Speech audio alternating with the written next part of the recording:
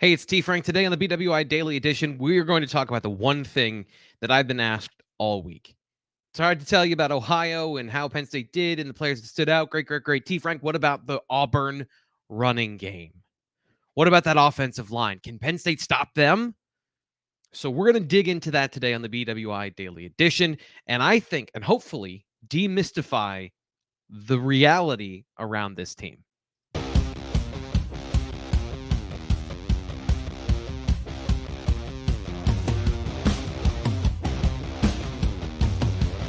I'm Thomas Frank Carr. Today on the BWI Daily Edition, riding solo. You may notice there is no Nate Bauer. There's no Greg Pickle. This is not the mailbag episode because I wanted to talk about this. It was clearly at the forefront of the minds of Penn State football fans. Is how is Penn State going to handle and how are they going to stop the Auburn rushing attack? Because so far they haven't really played any team that runs the football as their primary mode of transportation down the football field.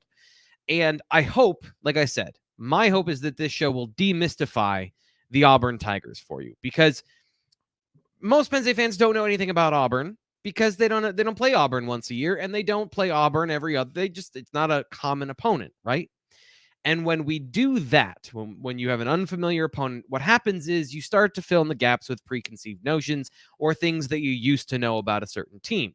Like, I can't tell you the number of times when we've been having football theory questions and conversations on the BWI message board. One of my favorite things to do is talk about the theory of how to build a team and how to do this stuff. And the number of people that say, go look at all the Alabama linebackers. Why don't we recruit, and we meaning Penn State, 257-pound linebackers like they do? So I can look, and when I take a second to look at it, Alabama's got 225-pound linebackers like the rest of college football. And Auburn, this week, the offensive line, big physical group. They were named a top 10 unit and all this stuff from blah, blah, blah. Here's the problem when it comes to that. Not only are we dealing with the preconceived notion that the jersey they're wearing makes them better at football magically, but also there's not a lot of good metrics or understanding about offensive line play. And one of the problems is literally broadcast angle. To understand what's going on the offensive line, you need a three-dimensional picture. So you just see back and forth movement. You don't actually see a whole lot of what's happening in the run game. So from that perspective, we, the media, do a terrible job of understanding, explaining, and discussing offensive line play. And that's what I'm hoping to do here on the show, is give you that information in a credible, reasonable way. So where we're going to end up, I'll tell you right now. Yes, the running game for Auburn is a threat. And we'll get into how when I explain how we're going to do this. Because, I've watched the film. I've seen what they do, and not terribly impressed. Not overly impressed by the offensive line. But the only real concrete thing I can give you other than my opinion and what I've seen is the PFF run blocking grade, because it's a uniform metric along the offensive line that at least gives you a roundabout idea of where players are playing and how they're doing it. So we'll be using those as reference points today, but I am going to do a film breakdown at bluewhiteillustrated.com this week, give you the film analysis so you can see what I'm talking about. But for now, it's going to be understanding it through that lens. One last thing before we get into it is make sure you subscribe to the channel. I asked our viewers, and I asked all of you, by the time Penn State lands in Auburn, they play on 3:30 on Saturday. I wanted to be 8,500 people subscribed to the channel. We're getting close to that. You've responded beautifully. Thank you so much. But it's Wednesday. We're halfway through the game. It's halftime. Let's not let up. Let's bury the opponent, and the opponent being a number. Let's get to 8,500 by the end of the week. And of course, like the video, helps us defeat the almighty algorithm. Okay, so let's get into, I'm going to go player by player from last week from San Jose State. This is the Auburn offensive line from left to right, and explaining what they are from their grade last week. And because we have a limited sample size, go back to 2021 and give you that number as well, so we're not looking at just 1 week. So Killian Zierer, the left tackle, good athlete, lacks power. He can get to the second level. He can make some great blocks when it comes to reach blocks and double teams, things like that, but he's not strong at the point of attack. And he also is I think you can have him in pass protection if you're a good pass rusher. Now, last week, 56.5 PFF pass block or run blocking grade. And just as a refresher, 60 means 0, means even, means not bad, not good. You went out and did exactly what you were expected to do. And then last season, in a couple of starts, 44. He was a part-time starter last season, so not a great number. That's actively bad. Brandon Council, my favorite player on this offensive line. Good player. Knows what he's doing, executes assignments well, decent strength, good mobility. He's in his 7th season at Auburn. He better be better than a bunch of 18-year-olds. He should be in the NFL by like 3 years now. Last week, 66.3, good grade, but learning the new system with Brian Harsin last year, 50.2. Not an overwhelming number, and I believe he is their best overall offensive lineman. Tate Johnson gives me a bit of a Mike Miranda vibe from the production I saw last week. Struggles at the point of attack and a lot of mental errors that shouldn't be there for the center. Did not play last season. He's a new starter on the offensive line, 54.5, and was a source of some of the frustration, I think, up front for Auburn. Not strong at the point of attack. You can knock him off and get to your block or destruct that block and get, split some double teams, things like that. So an area of weakness up the middle for an offensive line trying to paint this picture for you of dominant run blockers. So far, not so much. Now, Cameron Stutz is he replaced the starter from last season, beat him out in a camp battle, but overall good player, but overall performance is a 60, and he didn't play a lot last year, some spot duty, 63.7 in his run blocking grade. He struggles with some backside blocks and outside zone. I've pointed this out with Caden Wallace before, that athleticism to get to the far side of a player lined up to your interior on the back of their zone running system. So that is something that Penn State can absolutely take advantage of with their athleticism up front against a guy who has good size, good strength, but, not the complete package. Here we have right tackle Austin Troxell, played all of 2021. He was the left tackle. They moved him over for Zierer to play left tackle. Now he's playing right. Struggles with balance. He can have some highlight blocks, but Penn State played him last year. And they were able to win that football game last week. Again, a good grade, 66.2 means you're making the occasional good block, but you're not dominating up front. And last season, the opposite of that, 51.0 run blocking grade. So that's the offensive line as we saw against San Jose State from left to right. And like I said, what stood out to me last week was mental errors, lack of finish on blocks, and the inability to get some key blocks in zone blocking. And who does that sound a whole lot like? To me, that sounds exactly like the Penn State offensive line. These two teams, if you're unsatisfied with the way that Penn State has blocked over the recent couple of years, it's the same ride at Auburn to me. Similar systems, by the way. And Brian Harsin, what he's installed is a much more pure zone blocking system.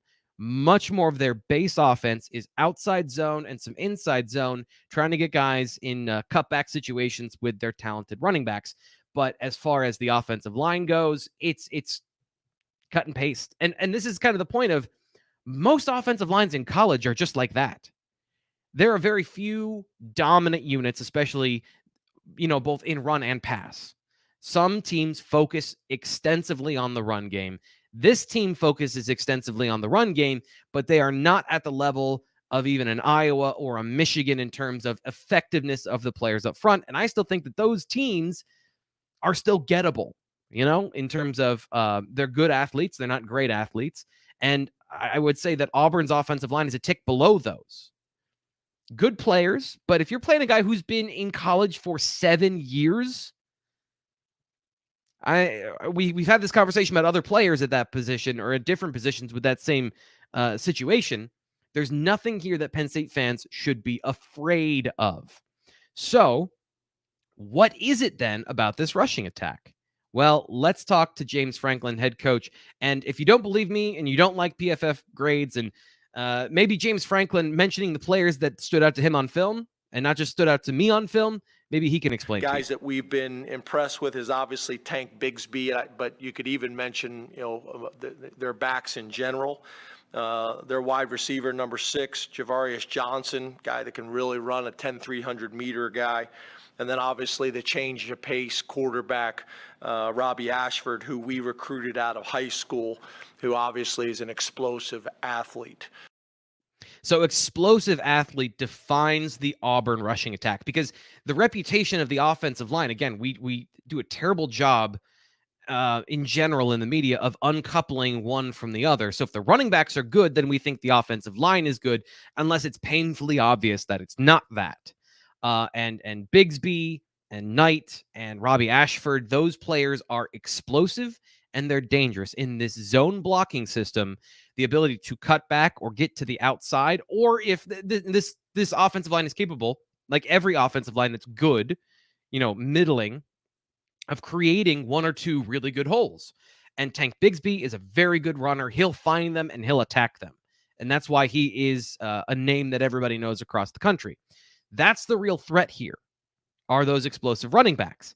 And if it sounds a whole lot like Nick Singleton at Penn State this year, that's because it is. These running attacks are the exact same, other than I would say that the roster of explosive athletes is deeper for Auburn than it is for Penn State. Singleton singularly changes the fortunes of Penn State's offensive line. So this will look a lot better this year than it did last season for the offensive line, something that we beat the drum about on the BWI Daily Edition time and time again about the Penn State rushing attack. It's going to look a whole lot better this year as long as Nick Singleton is healthy and he breaks enough tackles to go 80. And we saw that last week. So that's the game to me. It's not about can the defensive tackles hold up in their positions. It's can you rally and tackle these explosive running backs? Because I think the defensive line, PJ Mustford looked healthier than I expected. And that alone, along with the depth at that position, Jordan Vandenberg stepping up, I think he still needs to play consistently better. But the talent is there to stop this running unit. On the backside, we already mentioned Hakeem Beamon as an explosive, penetrating athlete. I want to see more of that as well. I think if you do have a question, it's more about the execution by these defensive tackles than it is necessarily about being blown off the football, by out-physicaled. That is not what's going to happen on Saturday. And if it is, then I think it's a referendum on Penn State, more so than something I've seen on film from Auburn against other teams. And this is an important thing because this is what we talked about week 1 after Purdue. The rushing attack for Purdue was not potent by any means, but it kept them in the football game. And that's because Penn State, in their new system, getting used to some stuff. And James Franklin says there are a couple wrinkles. I think what we all hope for, right, is from game 1 to 2 that you make the biggest jump. And specifically on the defensive side of the ball, where we have some new wrinkles and some subtle tweaks to the scheme. But I think that's where we can really take a next step, because we did have some missed assignments at critical times, in the game that we got to get cleaned up. And that's what Friday was for, and that's what Sunday was for. And they did better week 2 against Ohio. So to me, this is a litmus test, not of the strength or the size or the things that Penn State fans are worried about against the Auburn offensive line. I don't think those are the factors. The factor is, are you going to be in the right gap, and did you overrun it? Did you make a mistake? And if you do, this group at Auburn will make you pay. Explosive runs versus San Jose State saved them in this game. Some timely throws from TJ Finley. Don't want to take that away because there were some big plays. But overall, 4 carries for 100 yards against San Jose State. That was basically half of their offense, or a third of their offense came on 4 carries. And the guy that I think, and this is very indicative of last year as well, half of their runs came on explosive plays, which for a healthy rushing attack in college football, that's what it's supposed to look like. So again, Hunter, Bigsby, and Ashford, these are the guys that are doing this stuff throughout the game so far, throughout the season so far. The Auburn rushers, 9 carries for 252 explosive yards. That's a really healthy number. Again, it's against Mercer, but they've been pretty consistent about that throughout the season so far in the first 2 games. So it's about contain, being in position, and tackling the ball carrier. That's your hard hat. It's not about making sure that you are holding up against double teams, because I just don't see that. I don't see 2 and 3 yards down the field pushing guys off the ball. I see effective enough run blocking and then guys making big plays, especially Ashford. Now, I mentioned earlier that Auburn, they do a lot of zone running. And one of the caveats is everyone tries to break their own tendencies in different ways. Penn State has actually evolved away from being a pure zone, inside zone spread team. They've incorporated more traditional man blocking, power, counter, things like that. For Auburn, what they've done is they've gone in on their athletes in space. Ashford, the backup quarterback, the change of pace guy, he is the most explosive player on this team and might be the most explosive player on the field, with all due respect to Abdul Carter, on Saturday. He has the sort of, and of course Nick Singleton, when they're on the field together. He has the most explosive, outrun the defense potential of this group. But at the quarterback position, as a change of pace, he's not on the field all the time. And that's really how they shake things up, is they will run the occasional power and counter, but it's about jet sweeps, getting different guys the ball in option situations, and getting you in conflict as a defense. So that's going to be key. Is not just, and James Franklin mentioned the play action, timely play action, but it's about the play fakes. It's about the edge of the edge of the tackle box. Secure that, and if they break a couple runs up the middle, that's gonna happen against the team that's their only mode of transportation up and down the field, is running the football. There's a lot of empty calories in running the football, and I understand there's a lot of drop passes in a passing attack, but it's not like it's just security. I think people look at the running game as this is a bond, right? It's going to pay you guaranteed assets. And if you get stopped for 2 yards and then you get stopped for 2 yards, or you get 4 and then it's 3rd and 5, and you've got a quarterback like TJ Finley, you're not in a good situation. You're in the same situation as the other team. 3rd, and my quarterback has to do something.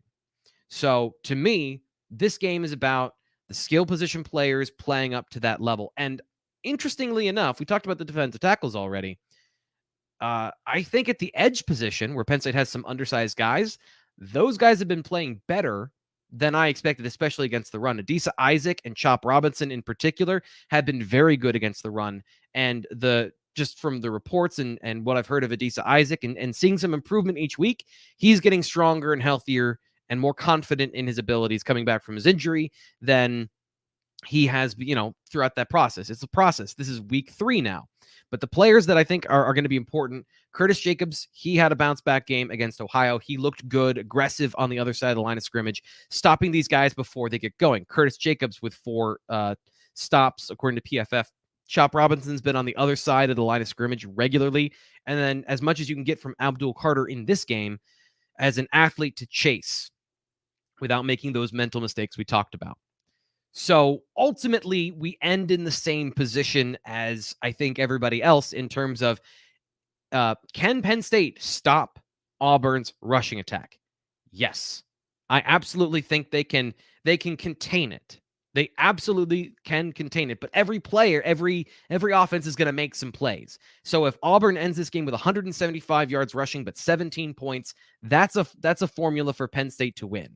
That's a formula for them to as long as on the offensive side of the ball, they can score points, then they should have this one in the bag, because Penn State's going down to Auburn with 3 of the 4 best quarterbacks they're going to be on the sideline. And that is a huge advantage.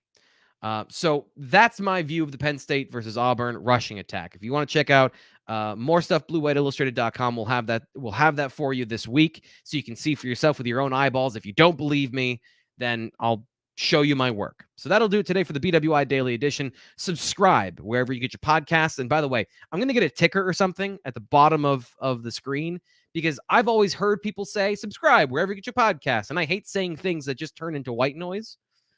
But literally, there's like 27 different podcast platforms. Like, that's why you just say wherever you get them, because I don't know, you might be on something that I've never heard of. We go to all of them. So make sure you subscribe. Thank you to everybody who's liked the video. Like it again if you can. And, of course, subscribe to Blue White Illustrated on YouTube. I'm your host, Thomas Frank Carr. We will be back tomorrow with a full prediction from Sean Fitz and from Nate Bauer. We'll talk to you tomorrow.